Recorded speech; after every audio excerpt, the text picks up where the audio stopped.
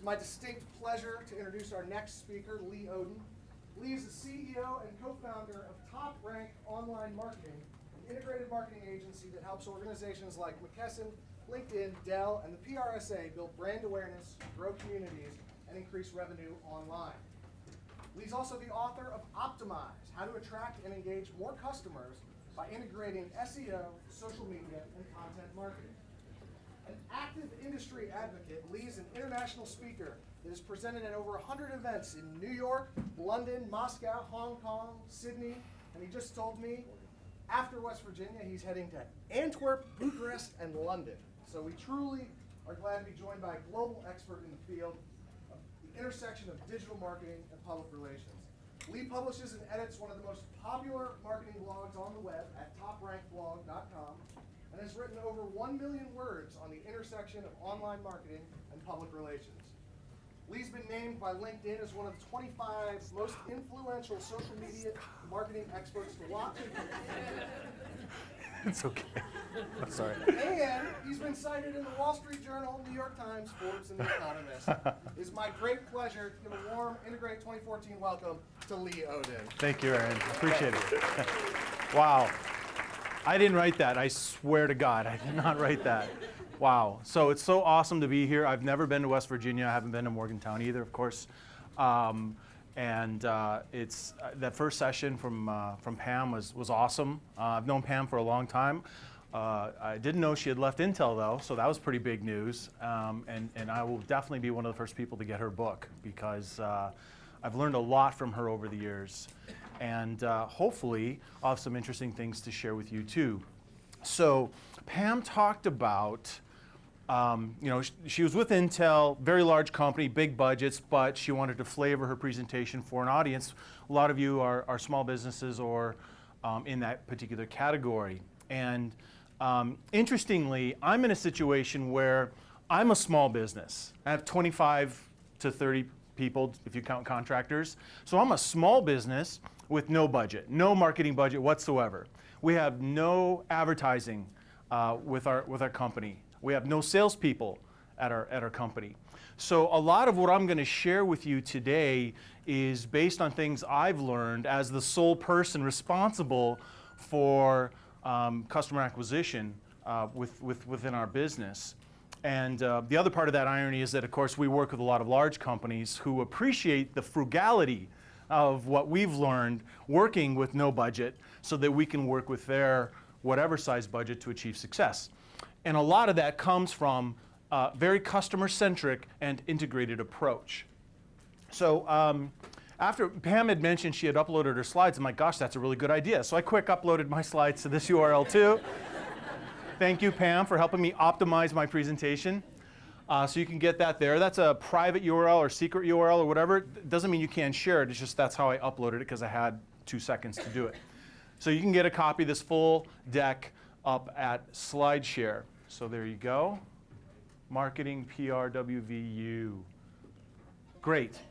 So as was mentioned, all kinds of stuff about me. Some of the things up there make me happy. My princess, surfing with my boys, and my little alarm clock there. And of course, my 2 biggest vices. I have friends.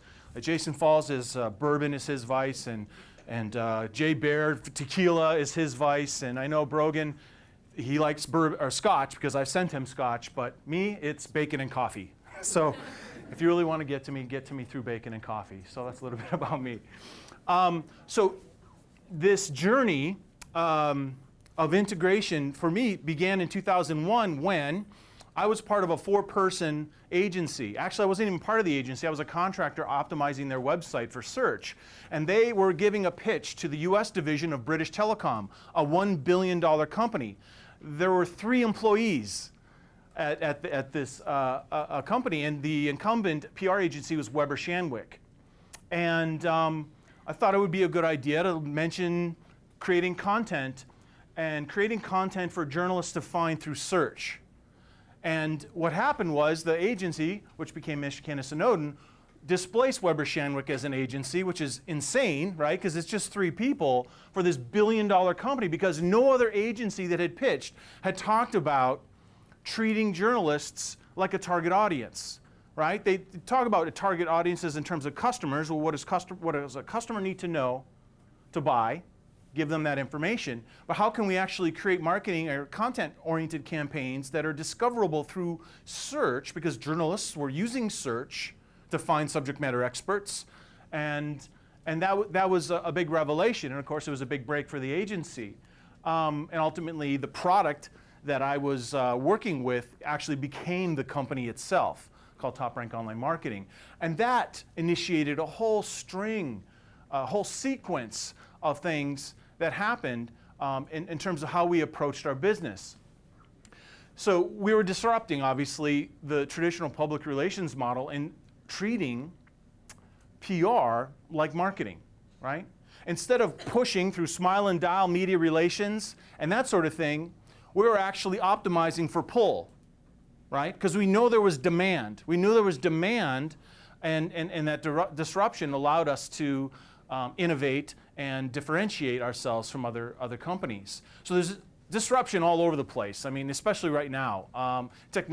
Consumer demand is obviously making it grow, but technology is enabling it to grow. And wherever you look, it's pretty easy to see. And especially in the PR world, you're looking at major news organizations like the New York Times and others being displaced by the Huffington Post and publications like BuzzFeed. And there's also a lot of information out there, and I like to say we live in an age of information overload and ubiquitous connectivity. This is a quote I've always thought was interesting from IBM. 90% of the data in the world has been created in the last 2 years. And Eric Schmidt's quoted as saying that every 2 days there's more information created than since the dawn of time to 2003. And that's a lot of zeros and ones, but there's a lot of content there too. And there's this big push and rush to content. Companies are investing in content and social. There's a big, it's kind of like a land rush, so to speak. But consumers are creating more content than ever before. Just looking at WordPress.com and Tumblr, there's over 250 million blogs. That doesn't even count corporate blogs or blogs self-hosted through WordPress.org. On the other side, brands, of course, are publishing more than ever. And there's this really neat study that's done by the University of Massachusetts in Dartmouth. Every year, they look at the Fortune 500 and Inc. 500 companies and what they're doing with social media. And last year to this was the biggest jump in Fortune 500 companies blogging. So there's all this content. And my friend Mark Schaefer's kind of coined this phrase that there's this idea of content shock, or the economics of creating content just don't make sense after a certain point. You know, there's all this information, there's all this uncertainty, and there's this notion that we're going to get to a point in time where people can't possibly consume all the content our brand is creating. And we may adopt a brand as publisher approach to digital marketing, and yes, PR is perfectly positioned to create stories and create content that's meaningful to target audiences, but at what point doesn't it make sense anymore? Now the funny thing about that is that we've been dealing with a social media shock. I mean, no one's called it that for a long time. Now how many people here have, don't have enough updates on your Facebook page, right, from your friends, or tweets, or Snapchat messages, or whatever, right? And so there's a way to stand out, and it's about a customer-focused approach, right? There's so much brand investment in scale, in the drive to profitability, that there's an absence of focus on meaning, right? On human, on experience, and Pam talked about that as well. So for this particular presentation, I wanted to do something different, and I reached out to some folks in my network that are working in digital marketing leadership positions, digital marketing and public relations leadership positions, and these are the folks that responded. In fact, I got such a robust response from folks when I asked them this one question that I'm actually going to turn this into an ebook. So the question, what is the most significant disruptive force in the digital media world that you think is affecting marketing and communications? And like I said, we've got all kinds of responses, and the low-hanging fruit is, of course, publishers are being disrupted by smaller players, innovative players like BuzzFeed. You also have brands as publishers investing in content, and we also have changing consumer behaviors in terms of how they find, consume, and act on information. But I thought this was interesting from Matt Gentile from Century 21, the explosion of mobility and connectivity, right? Information availability is the most disruptive force in marketing communications today, right? It's not just about first screen, second screen, but also third screen, right?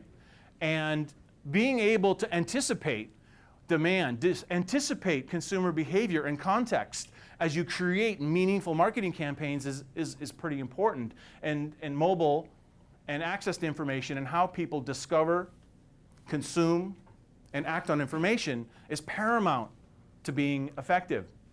Rob Bergfeld from Innova Health System shared something I think we can all relate to. The dirty little secret of the web is, of course, that nobody reads anymore. You're lucky if they skim, right? And that's why sometimes it seems like pictures have become everything and sometimes the only thing that people will pay attention to. And it's a sad thing to think that, really high quality journalism is being displaced by listicles and cat pictures.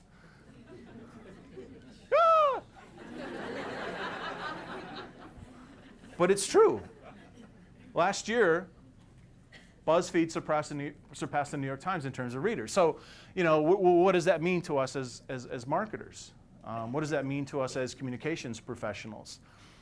Do we emulate BuzzFeed, or do we do something different?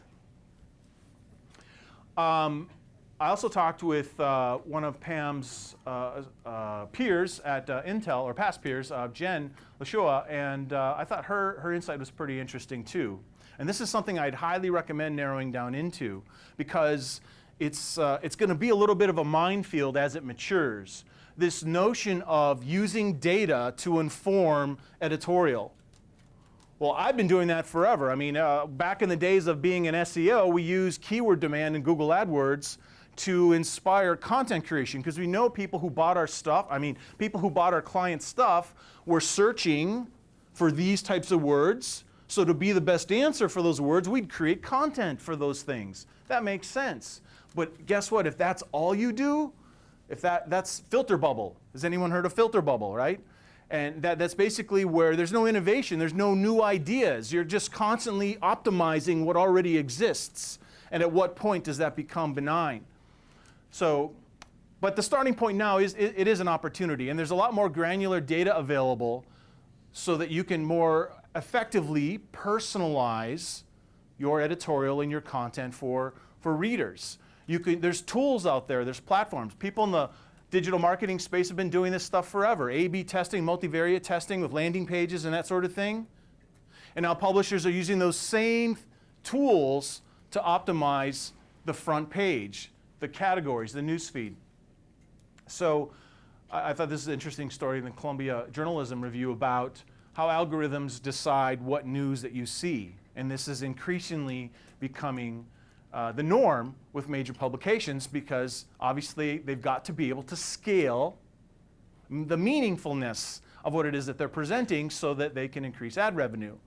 And there are tools like Visual Revenue from Outbrain that dynamically recommends content to you. It makes social media optimization recommendations.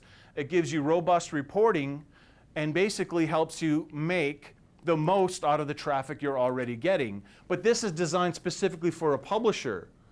So we've been using Google Analytics and other web analytics tools to optimize our company websites.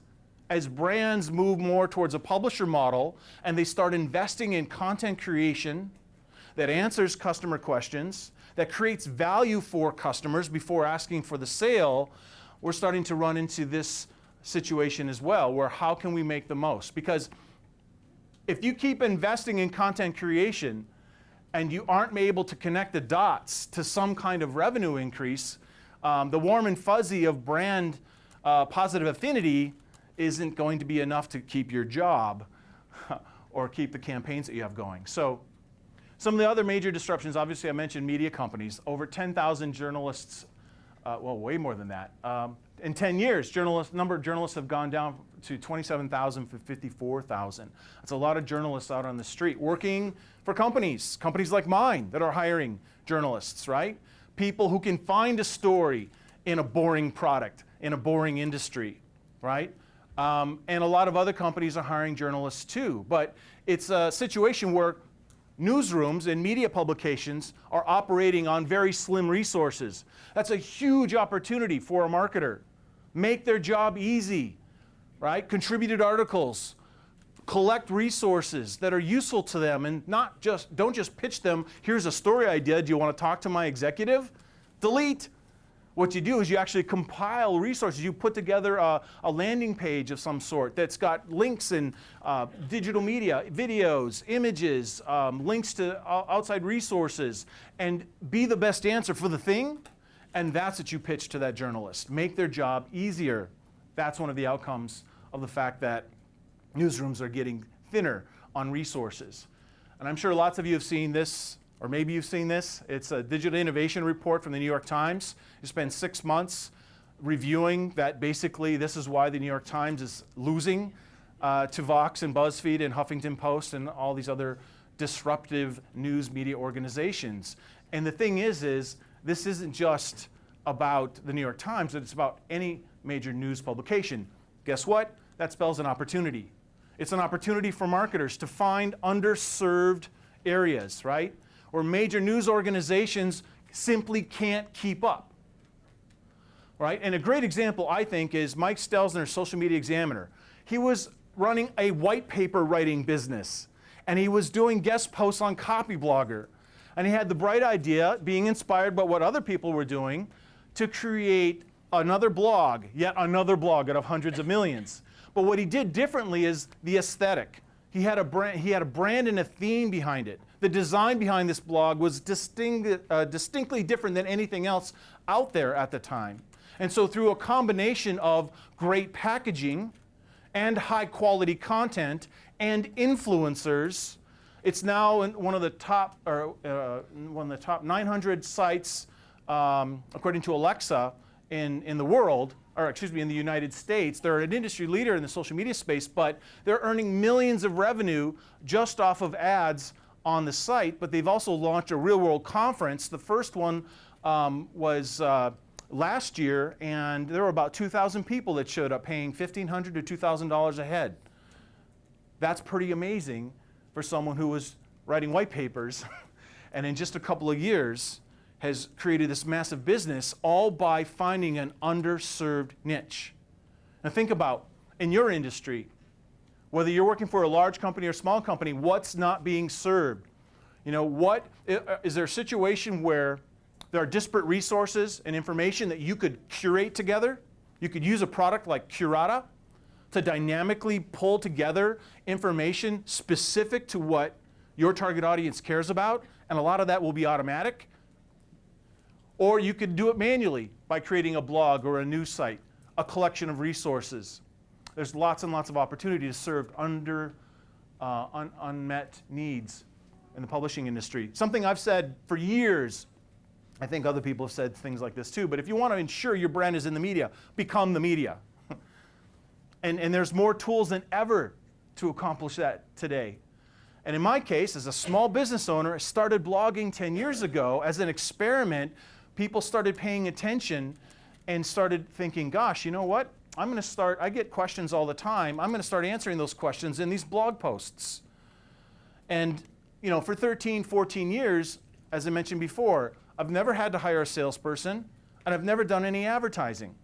Why? Because of content published on this blog. We have a community of over 300,000 people. What's my marketing budget? 0. How many marketers do I have? Well, 1. That's me. So believe me, this is one of those situations where if I could do that, anybody that's inspired and highly motivated and that has some hustle can do that same type of thing. Imagine what you could accomplish with that vision if you were working with a company that actually had some budget. Brand publishers, obviously, you know, 90% plus of folks in the B2B and B2C space are investing or participating in content marketing.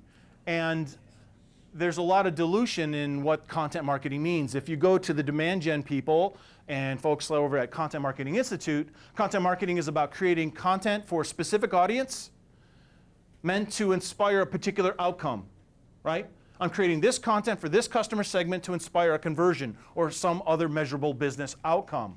If you go over the SEO world, what does content marketing mean? It's a link building tactic. And they're coming around. But you really got to be careful about who you're listening to when you think about what content means. It's not about quantity, right? And it's not just about quality. In terms of what Stephanie here says from Dell, obviously this is something I think we've all come to realize as we invest or we buy into the notion of brand publishing, and that is we don't have to rely on other publications. I don't have to pitch. In my case, I don't have to pitch to the Minnesota Business, which has a readership of 15,000. I mean, I could, or I could just write a blog post and know that 50,000 people are going to read it within a couple of days. You know, so people are empowering themselves by taking charge of their media, by becoming the media. Some great examples: IBM Midsize Insider, specifically directed toward mid-sized companies with technology needs. Also, the American Express Open Forums, classic example. Ford Social started out as a reaction to the fact that Ford was not taking bailout money. And then they turned that site into this sort of news hub where they had pre-written articles, press ready, and then they added a community component. So now people are supplying their own stories. And when people write their own stories about Ford products, then they'll pick the best ones and they'll surface those to the cover. So it's not only journalists that are reading this site, but it's also the end audience. Intel IQ is a great example of curated content. So you've got thousands of Intel employees who are sharing content on the social web, and some of that content is pulled into this hub, and then they have journalists writing original content as well. And it's a very robust destination. Dell's TechPage One, which is a company that we work with, they want to be the Forbes of the IT industry. And so they have their editor-in-chief, and they've got journalists, and they have contractors, and they have outside resources, and they have curation, all bringing in content relevant to their target audiences in this one hub. So why would I want to go to Tech Republic or someone like that and pay an insane amount of money for lead generation when I could create my own media property and those leads can come to me and I own the whole thing?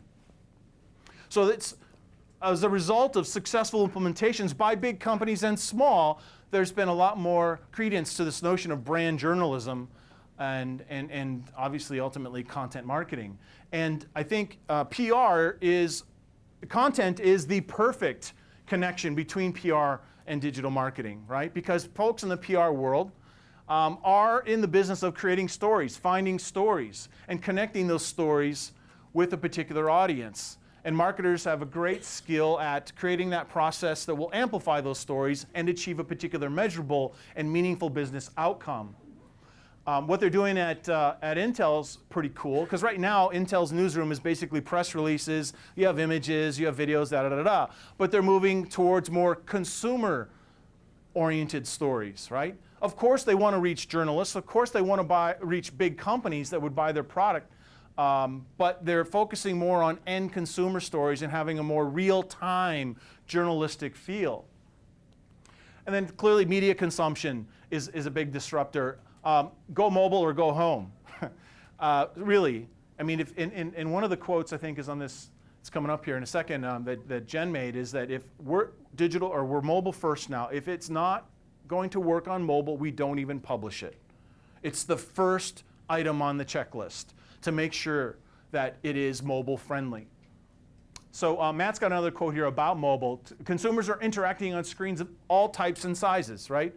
How many people have a smartphone? Everybody. How many people have at least one tablet? Anybody? How many people have 2 tablets? Yeah, 3 tablets. I'm raising my hand because I have 3 tablets. That's insane. What do I need 3 tablets for? Because somebody gave me one, but otherwise it's kind of crazy. The devices and access that we have to information. So it's a huge opportunity, but you have to be able to respond. And that's the same caveat that people mentioned about social media. Well, our brand's going to create a Twitter account and Facebook and Google Plus and LinkedIn and all that stuff, but well, what if we can't handle all the requests? That's a positive problem. That's a positive problem. If you're going to make sure your stuff is mobile friendly, then you do need to make sure that you can act on the interactions that will come from that. That's the whole idea. I found this, I thought that was cool. WVU research out on the web. So responsive design is the low-hanging fruit of what to do about that, all right? At least making sure that your publishing platforms and your content management systems are responsive. You may decide to have a mobile-specific app, fine, but at a minimum, make sure that your primary publishing mechanisms, your platforms, are responsive. And if anyone's here, when it comes to WordPress, there's so many responsive WordPress themes available. It's too easy, really, to create a good experience for your buyers. So these trends are all great, but what about integrating marketing and PR? What about some tactics? Okay, so let's get to some tactics. So there's a lot of convergence that's happening with PR and marketing. A lot of folks think of PR simply as, we're going to create this key messaging that articulates how we want people to think about us. And then we get the client to write some content, and then we start pitching that content to journalists, hoping that they will write about us. Whereas in a converged situation, of course, we're talking about PR people working with marketing folks at the start of campaigns and architecting not just key messaging, but amplification of that messaging as well, right? And the biggest thing that PR benefits from with integration with marketing, of course, is how we are able to measure value. It's not just advertising equivalency, right? It's actual ROI. So the promise of digital marketing for a PR-centric person or a communications-centric person, number one, is audience targeting. We have the data that we can use to specifically target a customer segment that we're after. Who's our best customer, right? Which customer, what archetype of characteristics, what characteristics that we've blended into an archetype or persona represents the customers we're really after. And we can target them very, very specifically with digital marketing. The notion of cross-channel integration so that we can create a true not just omni-channel type of experience, but a multi-channel experience that's congruent. So ultimately, you become the best answer wherever buyers are looking. Whether they see an ad, whether they read an email, whether they search for something, whether they go on the social web, wherever they go, they keep seeing you as being the best answer for the thing that you want to be known for. That's achieved by integrating marketing, publicity together.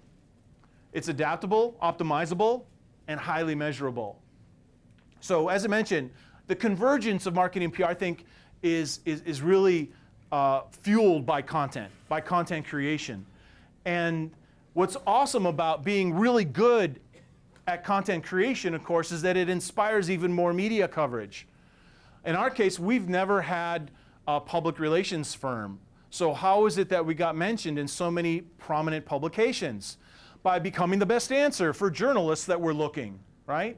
So we're optimizing for journalists, optimizing for buyers, optimizing for candidates that want to work with us, optimizing content for customers that want to find answers to customer service problems. This all comes from empathy. It all comes from empathy with who your target audiences are. Who are your constituents? Who is it that you would like to influence? And whether you're in marketing or PR, we're all in the content business, right? I mean, there are some differences, but I think we can find a lot of common ground. We are trying to create compelling messaging that affects a particular outcome. And there's a lot of ways to execute that, and they may be different, but it's integration, which is where the magic is. In working with lots and lots of different companies, small, medium, and large, in their maturity of creating content from one end to the other end of the spectrum, I found it to be really, really useful for people to understand where they might be on a continuum and then where they could be in the future. So in this model, stasis is basically we're only creating content when we have to. We launch a product, we have to put up a new page about that product, or maybe we do a blog post once a quarter. I mean, it's reluctant. But then we feel the pain of the competition kicking our ass in our market, and we start to think, wow, we really have to start creating some content. And this production phase is very search engine optimization centric. The idea here is that the more hooks in the water we have, the more potential entry points through search, the more potential destinations for links and social shares, right? So this is better than stasis because now at least we're creating more content. Keyword glossary, right? We did some keyword research to find out what people are searching on. And for the topics or the words that we don't have on our website, we're going to create some content. Because you can't rank for something unless you have content about that thing. And then you have to optimize for it. And then there's this notion of utility, which is a bit of a play on Jay Baer's book, Utility, Y-O-U. And that's the notion of, okay, yeah, we're creating a lot of content, but we're getting like bounce rates through the roof, right? 90% of the people come to our stuff, they find it, but then they don't do anything. It's not a good experience. So utility is about customer segmentation, right? Doing customer surveys, looking at data, creating a profile for the common characteristics, the demographic, behavioral, psychographic information about customers and their buyer's journey, and then basically think about what questions do people have as they go from awareness to interest to purchase for your product or service. What questions do they have? And creating content based on answering those questions. Useful information for people as they start to become aware, compare you to others, and ultimately decide to buy whatever it is that you do. That's utility, useful content and information. Storytelling. Now we're concerned not just on quantity of quality, but we also want them to feel something about our brand, right? We don't want it to be mechanical. We want the experience to be meaningful as they find our content out on the search and social web. So storytelling is making a connection between the things that will motivate emotionally our target audience to create some affinity with what our brand stands for, right? You have a unique selling proposition for your company, I hope. What is it that you stand for? How is it that you want your buyer to feel? And that's this notion. And there's no better way to do that or accomplish that than through storytelling. And then there's this notion of monetization. Monetization is where your content is so effective that not only is it able to generate revenue through customer acquisition, people find it, they interact with it, you nurture them with marketing automation or email, or they keep coming back and now they're ready to buy, and bam, transaction, revenue, yay. But you're also able to monetize that content through advertising, through sponsorship, through syndication, that sort of thing. There's a great example in Minnesota. General Mills has a website called tablespoon.com. It's a collection of recipes, basically, but the photography is insanely good, right? And so not only are they able to, and it's very funny, it's very clever. They had, for a while, they had this guy, shirtless dude named Alejandro, cooking stuff, and they had videos, and apparently that's what their target audience really wanted. I don't know how they monetized Alejandro, though. But the thing about Tablespoon is that it creates its utility. It creates useful information. It's got recipes with the company's products and coupons to drive store traffic. So they're monetizing that way, but they literally license the photos off to other food websites and recipe websites. So they monetize that way. They run ads on the site, so they're making money that way. You've heard of Will It Blend? Remember way back when, putting iPhones in the blender? Those guys, they had a YouTube channel and they started selling CDs. I mean, like, you can watch all the videos on YouTube, but they started selling CDs and they started selling advertising so to pay for their marketing. We do, at our company, we do conference ebooks sometimes. So with content marketing world, social media marketing world, blog world, I guess you have to have the word world in the conference for us to work with you. We interview speakers and have them give us tips on what they will be presenting on. And then we promote that, and the speakers are incentivized to promote this because it's got them in it. And we find people to underwrite those things. So it's got our information all in it. It's an example of content that we can create for a company, but someone else is paying for our marketing. as another example. So monetization isn't something everybody needs to get to, but it sure as heck is possible. Make sense? Yeah? Okay, cool. And of course, we're all in the social media business too, right? Whether you're a marketer using social listening to actually look for sales opportunities, right? Like IBM's listener program generated millions in new revenue by simply doing keyword researches on Twitter and forums, looking for the things people often ask about near the end of the sales cycle, and then reaching out to them being useful. Or on the PR side, of course, we use social for reason, we want to connect with influencers, we want to create messaging that supports content that we're trying to publish through a media outlet or whatever. So here's a model. Working in this situation with so much data, so much information, so many things to think about, a big part of my job is to try and simplify that stuff.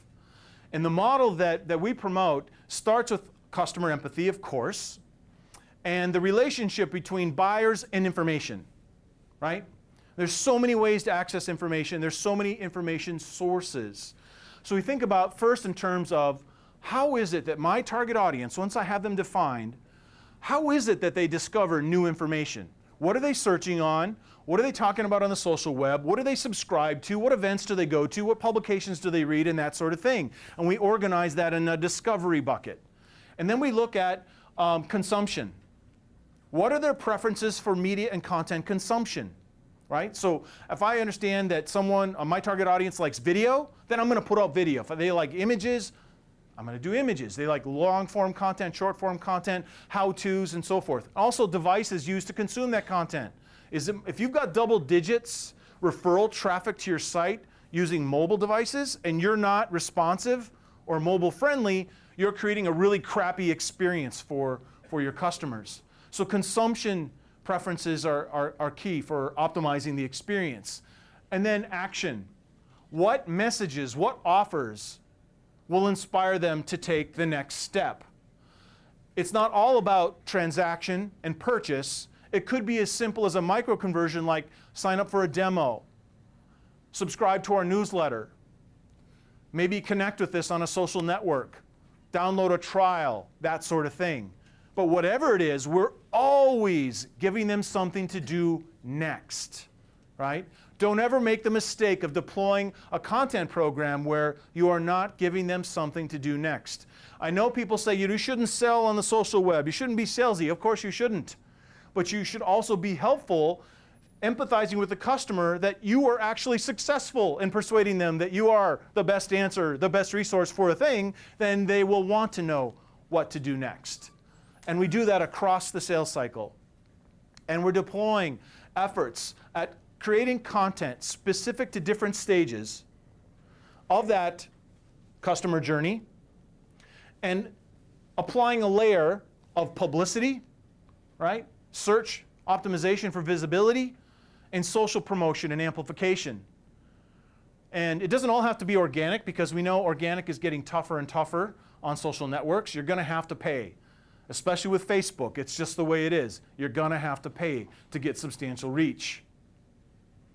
But if you anticipate what that buyer journey is, and you understand for your best customers, the ones you're after, their preferences for information discovery, consumption, and action, then you can have a more effective marketing program.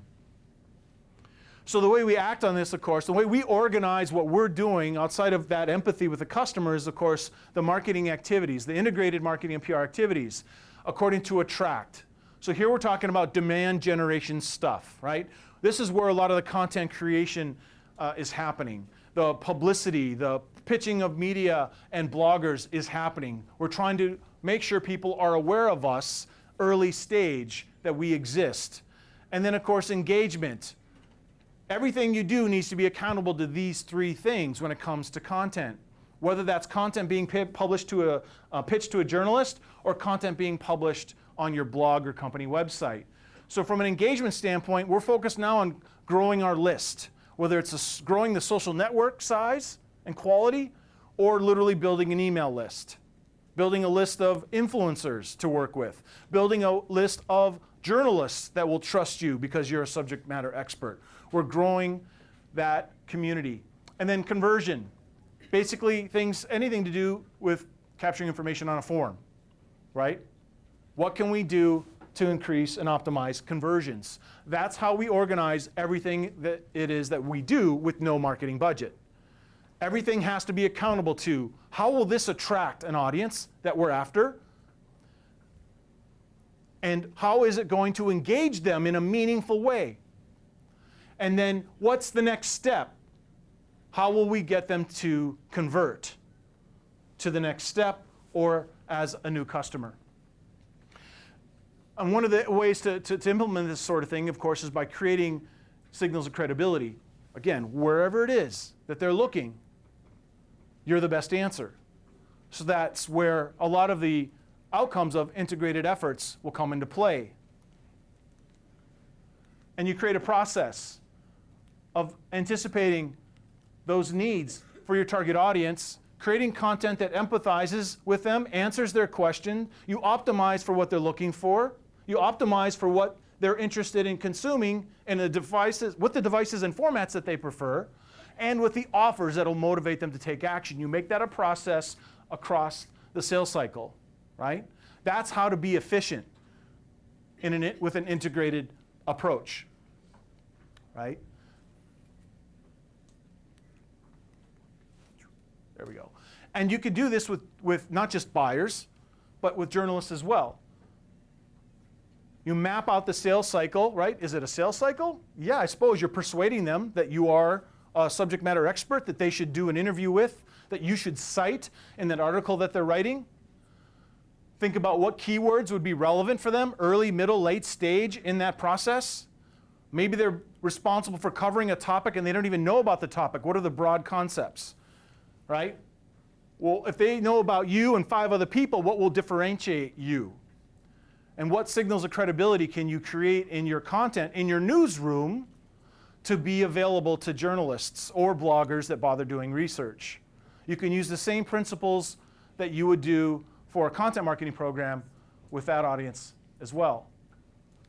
And this is kind of an example of pulling these things together. So obviously, as Pam said, business goals are absolutely essential.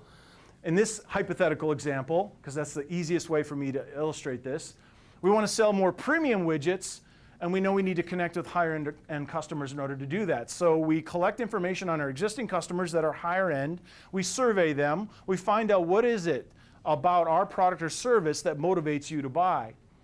And we find out what it is that they care about. Where are they discovering, consuming, and acting, discovering information, what messages will motivate them to take action.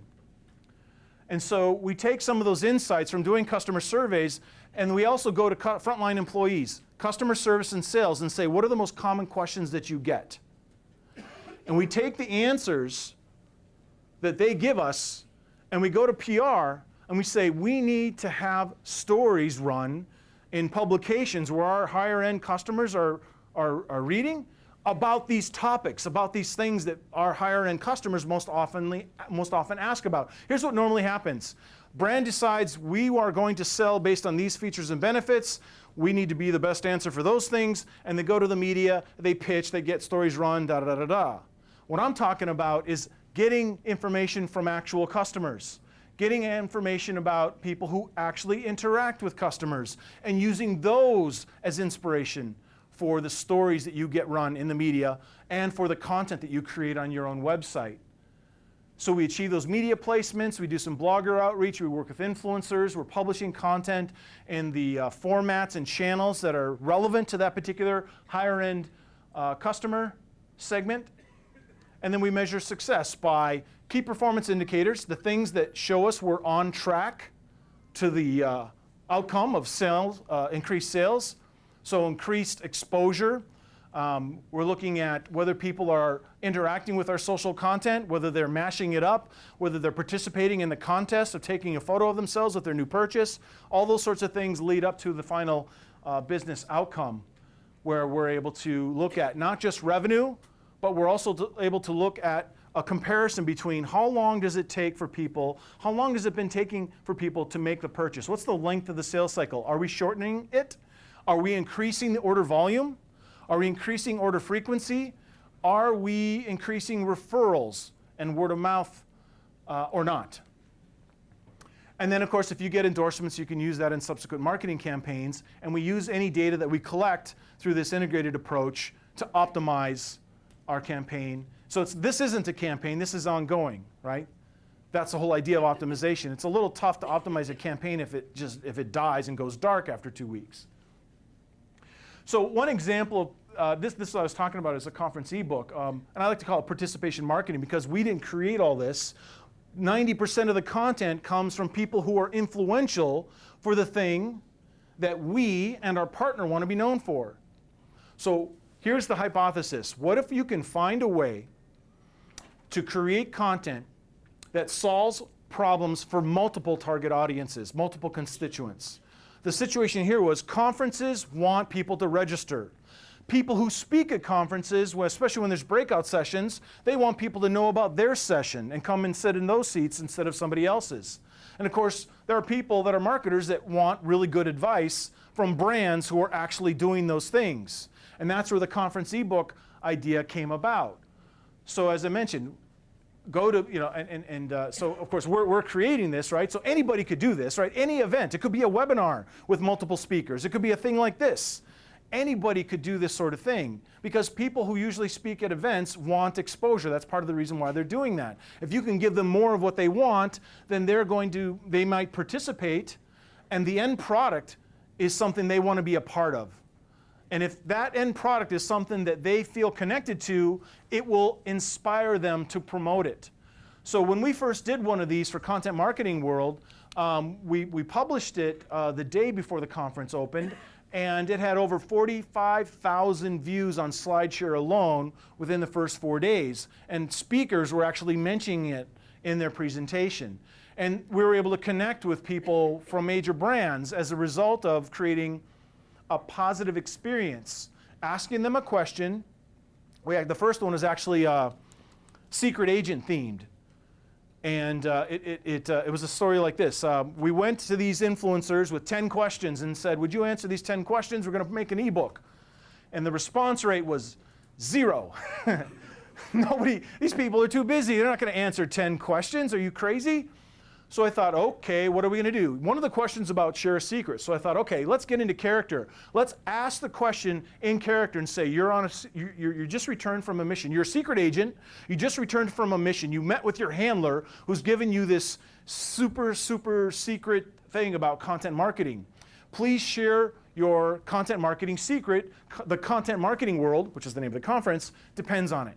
And people from Cisco and Intel and lots of other companies answered. Many of them answered in character. This is Agent 49.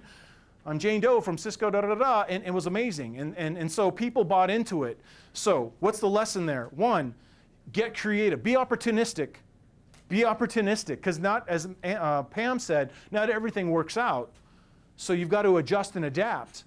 But the other thing is the creative application here was everything, right? Having a sense of humor was everything. So anyway, it creates relationships with the influencers that you're working with, and it can create a scenario where you can do it over and over again. You know, a lot of folks are treating content projects like this as a campaign, and I think that's crazy. That's crazy. Do it over and over again. Not every quarter, but do it in a cyclical nature. And what you do is create something that's one of the most powerful states that you can create amongst a target audience, and that is anticipation. People can't wait to see when you're going to publish that thing next. Now it's a situation where when we do this for an event, people are complaining and saying, how come I didn't get included on the ebook? and people are underwriting it. So it's a pretty interesting thing. And again, anybody could do this. We've been doing these in partnership with conferences, but you don't necessarily have to. You find out who the speaker list is, you reach out to them, let them paint the vision of what it is that you're trying to accomplish, and make it super easy for them to participate, and make it super easy for them to amplify, and make sure the thing you make is really cool, right?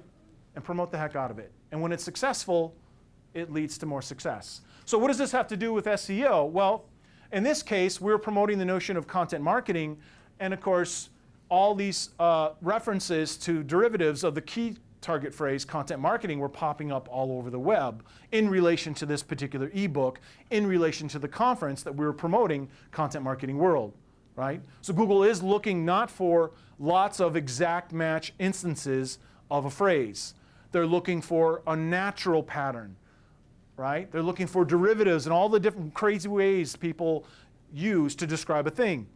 I don't know if you know this, 16% of the daily queries on google.com have never been seen before. And Google handles 10 to 12 billion queries every month. That's wow, really? Yes, yes. So long tail is very, very important with SEO. So a project like this is very, very helpful from an SEO perspective. And also from a social perspective, because now we've got all these influencers, not William Shatner, he did not decide to participate in this ebook, but lots of other folks, thought leaders, brands, are all talking about this on different social channels, and they're making reference to Content Marketing World, and they're linking back to the ebook. They're linking back to the conference website. So we're creating signals that are relevant for search. Actually, we're not creating them. The participants are creating them. And they're also creating positive signals on the social web as well. You can do this. You can do this. Another dimension here, this kind of project reveals an insane number of repurposing opportunities. So the ebook is 30, 40 people. We upload each person's individual image to Pinterest. We upload their profiles to Flickr. We take answers that are similar, like all the people who said something about Facebook, and we ran a blog post with just the Facebook tips. And then we took all the people who said something about LinkedIn and ran that as a separate blog post, and so on and so forth. Another thing you can do here is, oh, I do have one. So you can take information from something like a long-form piece of content, like an ebook, deconstruct it into a blog post, and then micro-content for sharing on the social web.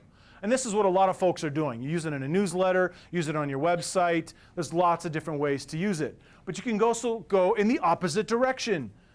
If you use your mind and you plan ahead, and you're, okay, we're going to create this long-form content. Let's deconstruct it before we even make it, right? What are the individual component parts and messages? And we can start to drop hints at what we're making. We can take pieces of the information that's useful and start popping that out there on the social web as micro content.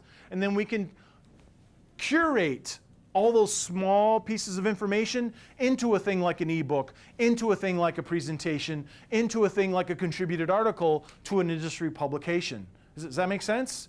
You can get useful coming and going, and you can iterate and improve and optimize. So some ways to measure this stuff. From Attract, again, Attract is about demand generation. We're trying to create awareness. We want people to know not just about us, but that we are the best answer for the thing that we stand for, that our product stands for. So we're going to look at things like search visibility, social visibility. We're going to look at page views. We're going to look at anything that is an indication that people have now become aware of us. Yeah? Engagement. Anything to do with content consumption, right? We're looking at time on site. If we're mapping the topics we're optimizing for to the pages on our site, so if I want to be known for Red Widget, I know in a spreadsheet somewhere that these are the pages optimized for Red Widget. Now I want to look at my web analytics to make sure that I'm actually getting traffic to the pages about Red Widget. Google has taken away keyword refers. You cannot tell anymore what keywords drove traffic to your website. You cannot. Google said no, right? And so how can you know what keywords that you're optimizing for are actually driving traffic to your website? What you do is you make your keyword list that you're after, and you map that to content on your website, and then when you have increased organic search traffic, and it'll say not provided, to those pages, you know, you can hypothesize on one dimension that you have increased search visibility for those particular phrases. You also look at things like ranking reports, right, that can tell you now your position on Google is number 2 versus number 10 or whatever, and you correlate those two things along with Google Webmaster Tools that also reports keyword information to help you understand whether your search optimization efforts are effective or not. And then convert, of course, anything to do with forms being captured, right? So it's not just about the micro-conversions or the transactions, but it's also about saving money, shortening sales cycles, and the effects on other buyer behavior or transaction behavior, like the amount that they're ordering or the profitability of a particular customer and that sort of thing. All organized according to this very simple model: attract, engage, and convert. So some takeaways. And I know I'm cramming a lot on a Saturday morning. I don't even know what day it is, right? I'm traveling and da-da-da-da. So I apologize for that. So you want to be in the media, become the media. I mean, that's, and it's not, you don't have to go launch a huge initiative to accomplish this. Take a look at underserved areas in your market. Wouldn't it be great if there was a resource for this? Then go make it. And connect with people who are already really well known for that thing. And co-create content with them on this new web property that you've created. Influencers inside your company, influencers in the industry at large. You can create stuff together and it's awesome, then you're baking amplification and social sharing into the content creation itself. And then keep content accountable, right? And, our model may or may not work for you. It's very simple: attract, engage, convert. Make sure everything you make, every pitch, every type of content that you might go to the world with is accountable to its ability to attract, the meaningfulness of its ability to engage, and the offer, whatever it might be, to inspire action or conversion. So there you go. I wrote a book about a lot of this stuff, but you'll find thousands of articles on the topic at TopRankBlog or marketingblog.com as well. So do we have time for any questions? Yeah? Can you show the URL one more time where your slide deck is? It is at TPRK. I don't know how to do this without. It's at TPRK. Okay, take a picture of it? Yeah. Somebody tweet this, okay? Oh, yeah. Go to the Twitter. There you go. Thank you. Yeah. Any other questions? You mentioned a couple tools that you use during, like Curata. What are some of the great tools for no budget type marketing PR efforts? What depends on what kind of thing would you, what are some of the great tools for marketing PR efforts? In content creation or even for Here's an idea. creation, et cetera. So for no budget, what are some cool tools you might use that don't cost anything? Well, definitely WordPress as a publishing platform. And a couple of tools I've been playing with lately have been really, really kind of neat. One of them is BuzzSumo, BuzzSumo.com. It's kind of a freemium model, but there's lots that they're giving away for free. What is it? You can go in and type in a competitor's a blog, and it'll give you all the blog posts that they've done and how popular they are on the social web, giving you all the share counts and the list of all the people who shared those posts. You can also type in keywords and find out which are the most socially popular websites for those keywords. And then you can use that as inspiration for your editorial, because when you want to write about something that people are already interested in.